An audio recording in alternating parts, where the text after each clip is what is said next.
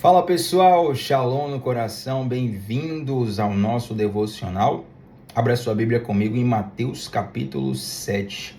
É aqui, dentre os capítulos de Mateus, o último, que ainda trata do Sermão da Montanha. Esse que é o principal sermão de Jesus. Inclusive, se você ler o capítulo 5, 6 e 7, você vai perceber que ele parece um catálogo, um compilado de ensinamentos resumidos de um discurso. O Sermão da Montanha, ele além de ter sido o principal discurso de Jesus, ele parece ter sido mais extenso, por assim dizer.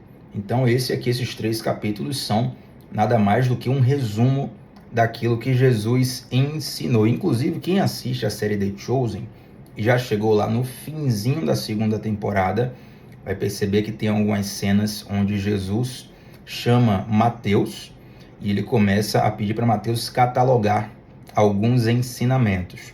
É claro, uma ilustração, uma licença poética que o seriado utiliza para poder representar algumas das lições de Jesus. Inclusive, está recomendado.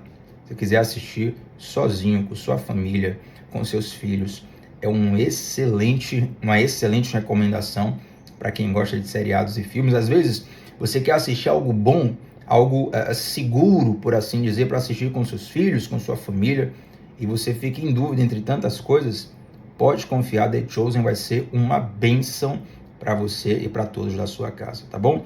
Mateus capítulo 7, hoje eu quero comentar os versículos 13 e 14, Mateus capítulo 7, versículos 13 e 14. Quem está no chat conosco, por gentileza, coloca a referência para que quem for chegando saiba qual é o texto que nós estamos tratando. E diz assim, gente: entrem pela porta estreita.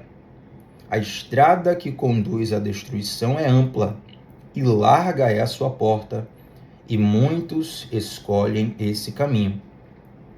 Mas a porta para a vida é estreita e o caminho é difícil, e são poucos os que o encontram. Vamos mais uma vez? Entrem pela porta estreita, que Deus fale ao seu coração. A estrada que conduz à destruição é ampla e larga é sua porta, e muitos escolhem esse caminho. Mas a porta para a vida é estreita e o caminho é difícil, e são poucos os que o encontram. Gente, esses 2 versículos, esse ensinamento da porta estreita em detrimento da porta larga, é um ensinamento que tem tanto uma aplicação espiritual quanto uma aplicação material. Tem implicações na nossa eternidade, mas tem também aplicações na nossa vida já aqui nessa terra. Por exemplo, poderia dar aqui, tantos exemplos sobre isso, mas um exemplo de uma implicação espiritual. Tiago, o que é que Jesus queria dizer quando ele falava da porta estreita e da porta larga? Nós vemos muitas vezes por aí sendo pregado um evangelho de facilidades. Um evangelho que, no afã de atrair pessoas, a pessoa que está proclamando, que está falando, enfatiza apenas as bênçãos, enfatiza apenas as promessas. Ficou famoso um tempo atrás, alguns anos atrás, uma certa foto que tiraram de uma igreja, dizendo assim: Jesus vai resolver, entregue sua vida para Jesus e resolva os seus problemas. E eu acho interessante, inclusive, como o nosso amigo pastor Saulo, ele fala assim: Jesus não é solucionador de problemas, ele é solucionador de pessoas, não é? E quantas vezes nós somos atraídos e até engodados à figura de um Deus que vai ser um empregado das nossas vontades, que vai resolver os nossos problemas e ponto final. Tiago, você está dizendo que Deus então não resolve os nossos problemas? De modo nenhum. Deus, ele nos ajuda sim a nós termos vitórias em todas as batalhas da nossa vida. É claro que nem todas elas nós vamos vencer. Não tem ninguém que vença todas as batalhas na vida. Mas em todas elas, Deus está contigo. Nos momentos tristes, nos momentos de derrota, Deus também está contigo. Entende? A vitória completa nós teremos na glória. Mas aqui nessa vida, embora o mundo seja mau, sim, é plenamente possível desfrutar de muitas coisas boas em Cristo e através de Cristo. Mas a porta da eternidade, ela é um pouco mais estreita do que o evangelho que se prega por aí. Eu lembro que alguns dias atrás nós falamos aqui que Jesus, no Sermão da Montanha, acho que no Mateus capítulo 5 que eu falei isso, Sermão da Montanha, Jesus, ele começa falando de bênçãos, mas daqui a pouco ele começa a trazer também responsabilidades para aqueles que estão no reino. E quando a Bíblia fala que a porta é estreita, significa sim que nós teremos e lidaremos com alguns níveis de restrição, por assim dizer, aqui nessa terra, a fim de agradar a Deus. Todas as vezes que você busca agradar um senhor, invariavelmente você vai desagradar outros senhores. A Bíblia chega inclusive a comparar a Deus e o dinheiro como dois senhores. E que em algum momento, quando você quiser agradar a Deus, você vai ter que desagradar a Mamon. Mamon, o significado da palavra é riqueza. E não estou dizendo que dinheiro é do diabo, nem que riqueza é do diabo. Mas que se você não tiver a visão correta sobre riqueza e sobre dinheiro, isso pode escravizar toda a sua existência. O diabo, vai falar o diabo. O dinheiro, ele é um ótimo servo, mas ele é um péssimo senhor. Quando você consegue governar o dinheiro, ele te serve muito bem. Mas quando você é governado pelo dinheiro, aí, meu amigo, toda sorte de maledicência está te esperando logo, logo lá na frente. Então, a vida, ela é desafiadora. A vida, ela é difícil. A vida envolve batalhas espirituais, emocionais, físicas, questões profundas que todos nós passamos. Então, eu acredito que quando Jesus fala isso, se inclusive nos ensina a nós colocarmos os pezinhos no chão para entendermos que a caminhada com Deus também envolve alguns percalços. Passar por uma porta que é estreita requer que você não passe de qualquer forma. Requer que você não passe de qualquer forma. Imagina comigo que você vai passar por uma porta que tem 15 metros de distância entre uma ponta e outra e 15 metros de altura. Isso para um ser humano comum, que vai medir ali entre 1,5 metro e 2 metros, é um espaço muito grande, você concorda comigo? Mas se você vai passar por uma porta que é muito estreita, você já não consegue, eu acredito que até na porta da sua casa você não consegue passar com os braços abertos. Você tem que fechar os braços. Se a porta for mais estreita ainda, talvez você tenha que passar de lado. Porque senão, ou seja, quando você está falando de passar por uma porta estreita, isso está falando de um posicionamento específico. Você tem que se posicionar de uma determinada forma para acessar aquela porta. Dessa mesma forma, Jesus está nos ensinando que a vida com Ele, que a vida em Cristo, requer determinados posicionamentos, onde você passa por alguns lugares e as outras coisas ficam de fora.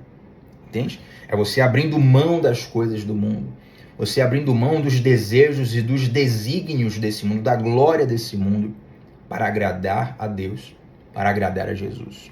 E esse versículo, gente, ele também tem muitas aplicações para as coisas dessa vida.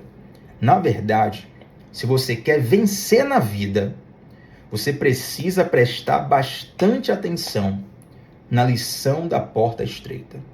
Interessante que eu estava ouvindo um grande treinador de jiu-jitsu dando entrevista, e ele falando, olha, o treino para criança é o treino para um adulto, que às vezes é um empresário, é um estudante, é uma pessoa comum que não é um lutador profissional, o treino dessa pessoa é outro, e o treino do competidor profissional é outro completamente diferente. Eu não posso chegar para um empresário que trabalhou das 8 às 17, às vezes chega de noite lá para poder ter aquele esporte como um hobby, como uma manutenção da saúde física, como uma liberação mental, emocional. Eu não posso dar para ele o mesmo tipo de treinamento que eu dou para um atleta profissional que está entrando em campeonatos profissionais para duelar em alto nível, em alta performance. E ele contava como muitas vezes era difícil os jovens entenderem os sacrifícios que precisavam fazer para se tornar grandes campeões. Às vezes, o cara acha que está fazendo muito. Hoje estou vindo treinar todo dia, estou me alimentando bem, estou descansando, estou estudando a minha modalidade, estudando os meus oponentes. E aí esse grande mestre de jiu-jitsu falava assim, olha, se você fizer tudo isso, você vai ser um bom atleta. Mas para você ser campeão, você tem que fazer muito mais sacrifício do que todas as outras pessoas. Entende?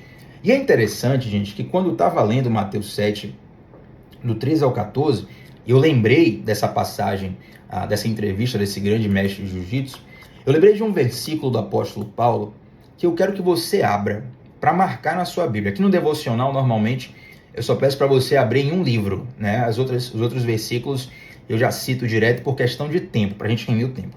Mas esse versículo agora, eu quero que você abra na sua Bíblia para marcar. Você vai marcar na sua Bíblia, seja a Bíblia de papel, Bíblia de celular, computador. Tiago, eu não gosto de marcar minha Bíblia de papel, porque eu acho que fica feio. Então você vai, pelo menos, escrever isso em algum lugar, onde você vai meditar depois, tá bom? Tiago, como é a meditação? Meditação oriental é aquele negócio que faz assim, e você vai esquecer de tudo, vai esvaziar a mente. Não, a meditação bíblica, a meditação oriental, muitas vezes tem a ver com esvaziar a mente. A meditação bíblica tem a ver com encher a mente da palavra de Deus. Então, meditar no texto bíblico, você refletir sobre esse texto, até que aquele texto entre em camadas profundas da sua alma, entende? Então, meditar dia após dia. Isso normalmente, salvo um milagre, normalmente isso não acontece em 5 minutos de reflexão. Para um texto entrar no profundo da sua alma mesmo, você precisa estar meditando nele dia após dia. 1 Coríntios capítulo 9, versículo 25. Estou falando aqui, nem lembro se eu falei a referência. Para você abrir aí. 1 Coríntios 9, versículo 25. Olha o que diz, gente. Todos os que competem nos jogos se submetem a um treinamento rigoroso para obter uma coroa que logo perece. Mas nós o fazemos para ganhar uma coroa que dura para sempre. Gente, isso é muito profundo. Já nessa época do apóstolo Paulo, haviam jogos, competições diversas.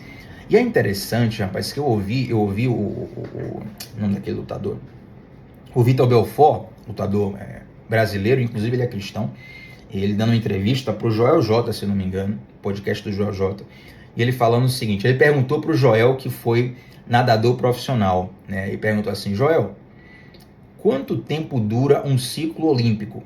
Quando se fala assim, ciclo olímpico, é de 4 em 4 anos, né? Olimpíada de 2016 no Rio de Janeiro, Olimpíadas de 2020, que por motivos de pandemia foi em 2021 lá no Japão, Olimpíadas de 2024, agora que será em Paris, e de 4 em 4 anos nós temos a Olimpíada. Então os atletas, eles fazem todo o planejamento chamado ciclo olímpico, para que ele atinja o auge lá na Olimpíada. Aí Vitor Belfort perguntou assim, Joel, quanto tempo dura um ciclo olímpico? Aí Joel falou assim, 4 anos. Aí Vitor Belfort falou assim, pois é, você acha que dura 4 anos? Mas o ciclo olímpico de um atleta de alto rendimento começa lá quando ele tem 6 anos de idade. Quando ele tem ali o primeiro contato, muitas vezes, com a sua modalidade, seu esporte, né? Claro que nem todo mundo começa com 6 anos, mas a maioria dos atletas de alto nível, eles estão treinando, abdicando, pagando um preço desde a infância, gente. Cara, desde a infância ali, ele está fazendo um sacrifício que ninguém mais faz. Então, assim, mas fulano não gosta de jogar bola, mas uma coisa é você jogar bola na rua, jogar bola com seus amigos.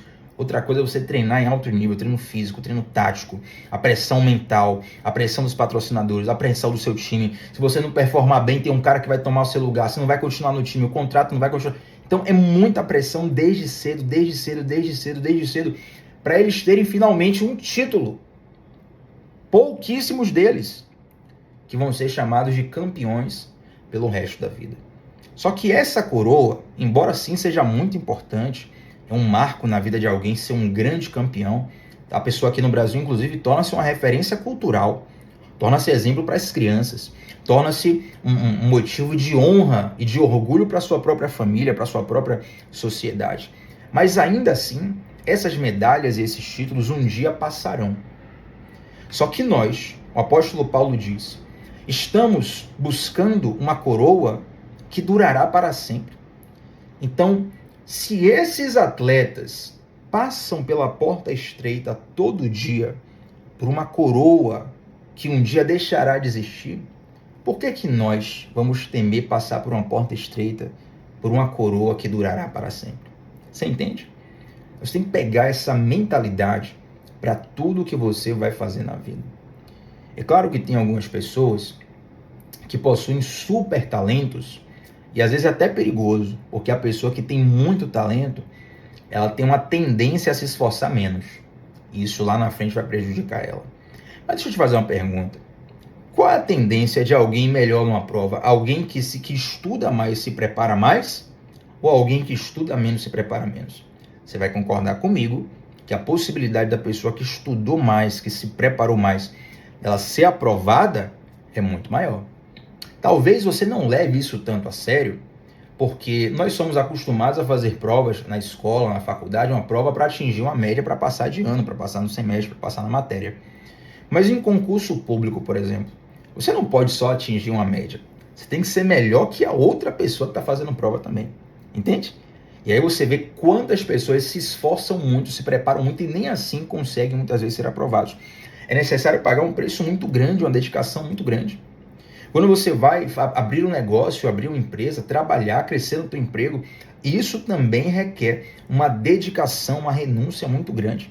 Se você é pai ou mãe, você sabe que a paternidade, a maternidade, elas também requerem muita dedicação, muita atenção, muita renúncia de tempo, muita renúncia de tantas coisas para você se dedicar àquele presente que Deus te deu, chamado filho, chamado filha.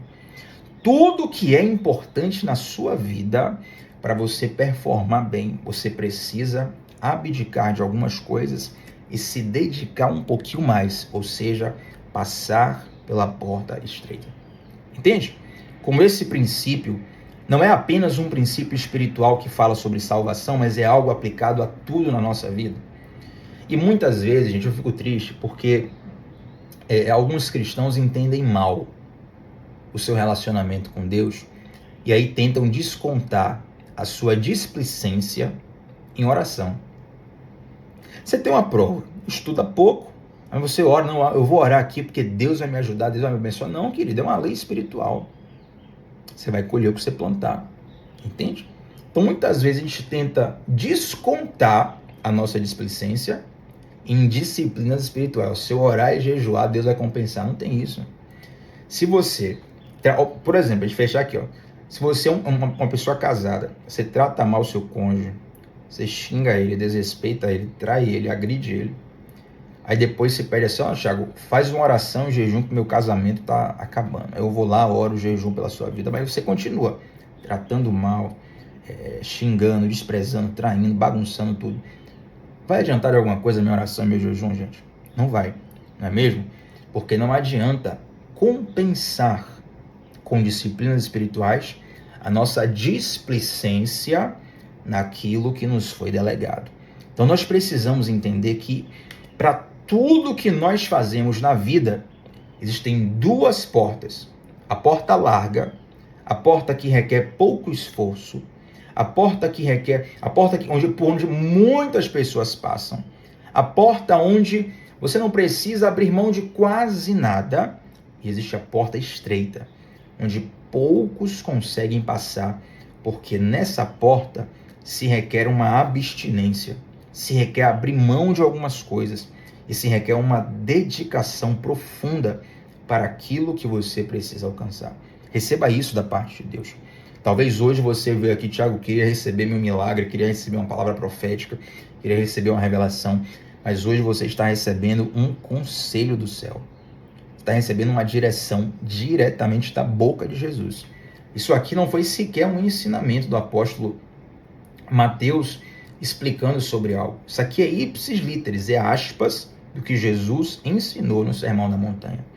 A porta larga e a porta estreita. Se você quer de fato alcançar uma vitória, seja em alguma área da sua vida, ou seja em alguma questão espiritual da sua vida, não sei, aquilo que está no seu coração, preste bem atenção. acerca de em qual porta você está entrando. Tiago, como eu sei? Através das suas condutas. Sabe por quê? Porque na porta estreita, só alguns tipos de condutas conseguem passar. Na porta larga, você passa de qualquer jeito. Todo mundo passa na porta larga. Mas na porta estreita, apenas aquele que dedica foco, renúncia e que dá algo a mais para alcançar aquilo que está em seu coração. Receba isso, meu irmão, minha irmã, como a direção de Jesus na sua vida, porque eu não tenho dúvidas, o Senhor quer te ver mais do que vencedor em tudo o que você viver nos seus caminhos. Amém? Vamos orar juntos? Senhor Deus, muito obrigado, Pai, por essa palavra. Eu te agradeço por essa direção, por esse conselho. E eu quero te pedir que essa palavra esteja enraizada em nosso coração. Nos ajuda para que nós não sejamos pessoas vacilantes que entram pela porta larga. Mas precisamos, Deus, ser vigilantes. Nos ajuda nisso. Para passarmos verdadeiramente pela porta estreita. Aquela que eu creio que é o seu desejo que nós passemos. Em nome de Jesus. Amém. Glória a Deus, gente. Deixa o seu like nesse vídeo. O seu like ajuda demais para que essa transmissão alcance outras pessoas. Se inscreve aqui no canal. Ativa o sininho das notificações e deixa um comentário sobre o que Deus falou ao seu coração através desse devocional. Sempre para mim uma alegria, uma honra ler cada comentário e responder todos eles aqui no canal. Tamo junto sempre. Segunda a sexta, 7h30 da manhã, começando o dia mergulhando na palavra de Deus. Shalom na tua vida. A gente se vê por aí. Até a próxima. Tchau, tchau, gente.